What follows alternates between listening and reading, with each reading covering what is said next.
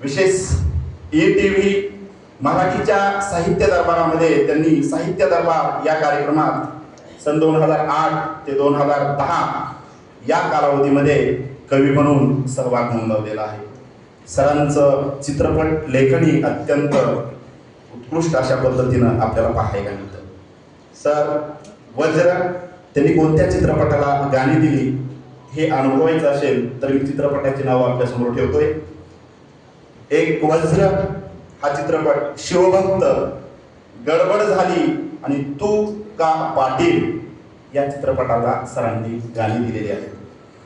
देवयानी मूवीच्या तू का पाटील या चित्रपटासाठी त्यांनी 14 गाणी लिहिली असून सदर गाणी सुरेश वाडकर, अत्यंत सुप्रसिद्ध असणारे गायक सुरेश वाडकर, साधना सरगम, सुनिधी चव्हाण, स्वप्नील बांदोडकर, बेला सेंडे, वैशाली माढे, संगीता भावसार इत्यादी नामांकित गायक आणि गायिकेने ती गाणी गायलेली आहेत.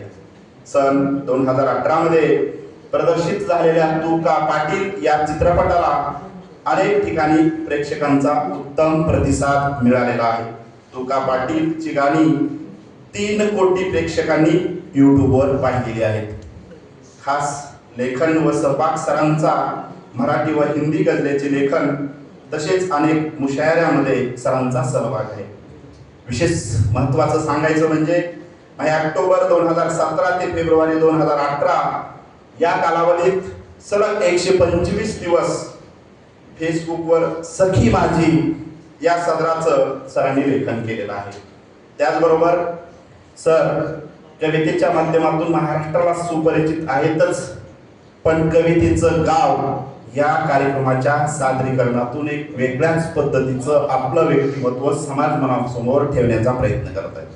त्यांचा एक कार्यक्रम सरांना ज्यावेळेस मी फोन केला, विशेष सांगायचं राहून गेलं, ज्यावेळेस या ठिकाणी प्रमुख पाहुणे एक 2-4 नावं आमच्या समोर आलेली होती. 2-3 महिन्यापासून माझ्या डोक्यामध्ये एक नाव, एक सहज विचाराचा स्पर्श नावाचा जो होत होता ते सरांचा. सोनटके सर म्हणून सिव्हिल हॉस्पिटलमध्ये प्रसिद्ध बालरोग तज्ज्ञ आहेत एड्सचे, आणि त्यांच्या कविता संग्रहाच्या प्रकाशनासाठी मी त्या कार्यक्रमाला गेलो आणि सरांना ऐकलं आणि त्यांची आई नावाची कविता ऐकत असताना डोळ्यातून माझ्या पाणी यायला लागलं. त्या ठिकाणचं सभागृह पूर्ण भावुक झालं आणि तेव्हापासून मी विचार करत होतो की सरांना आपल्याकडे कधी बोलवता येईल आणि सरांना फोन केला. बरोबर उत्स्फूर्तपणे सरांनी तात्काळ सर येतो, तारीख किती आहे, पत्र तयार करा आणि मला पाठवा. अत्यंत विनम्रपणे सरांनी या ठिकाणी तात्काळ होकार कोण आहे मी फक्त सांगितलं की तेरणा महाविद्यालयातून असा प्राध्यापक बोलतोय. सर आपले धन्यवाद. सरांनी कवितेचे गाव या कार्यक्रमाचं सरांचं सादरीकरण महाराष्ट्रभर प्रसिद्ध आहे. त्यांचे जे उपक्रम आहेत, शब्द पंढरी प्रतिष्ठान लातूर तर्फे विविध साहित्यिक उपक्रम राबवले जातात. त्यांची वेगवेगळ्या विभागावरती नियुक्ती झाले, त्यामध्ये अध्यक्ष मराठवाडा साहित्य परिषद लातूर या साहित्य परिषदेच्या माध्यमातून विविध साहित्यिक उपक्रम ते राबवण्याचा प्रयत्न करतात.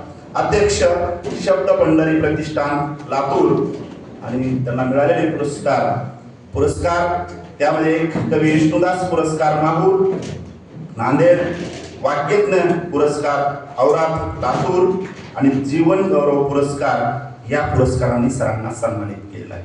असं बहुआयामी विविध क्षेत्रामध्ये कार्यरत असलेले आणि समाज मनाची नाळ कायम अतूट सोबत घेऊन ते प्रश्न, त्या ठिकाणी असणाऱ्या समस्या आपल्या साहित्याच्या माध्यमातून मांडत असतानाच या समाजाला, आता मरगळ आलेल्या समाजाला कशी नवी दिशा देता येईल हा कायमस्वरूपी प्रयत्न करत असणारे सन्माननीय योगीराज माने सर आज आपल्यामध्ये आहेत.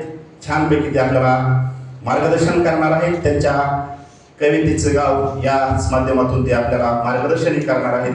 सरांचं मी तेरणा महाविद्यालयाच्या वतीने हार्दिक स्वागत करतो.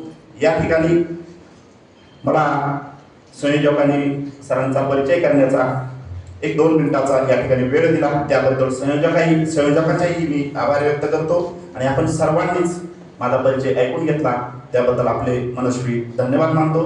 धन्यवाद.